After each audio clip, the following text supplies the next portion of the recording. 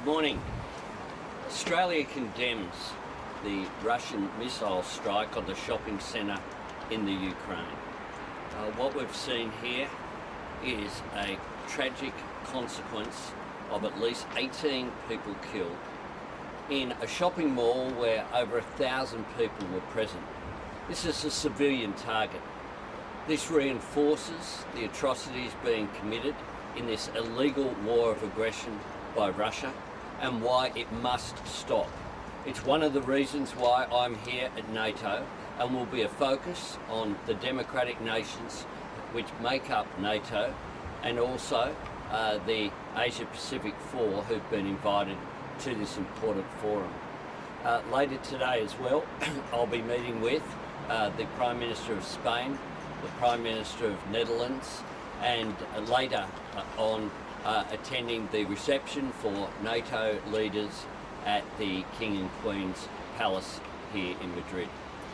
How do these recent strikes, these new strikes and the threats of more missiles in Ukraine affect your decision whether or not to go there? Well, we'll continue to take security advice on that. Clearly, we have a security situation which is changing day by day. And this act of aggression, there have been further missiles into Kyiv as well, mean that the world just looks at what is going on there and collectively condemns it because this act of war of aggression is seeing more and more civilians impacted.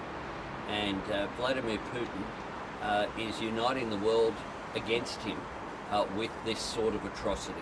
Prime Minister, some countries have started re-establishing and hosting their embassies in Ukraine. Is that something Australia is considering, and if not, why? Australia is considering that, and that is one of the issues that has been examined over recent days and weeks, and will continue to do that. We would like to have a presence on the ground there to assist and to be able to provide that on-ground presence, and I'll have more to say on that in coming days and weeks.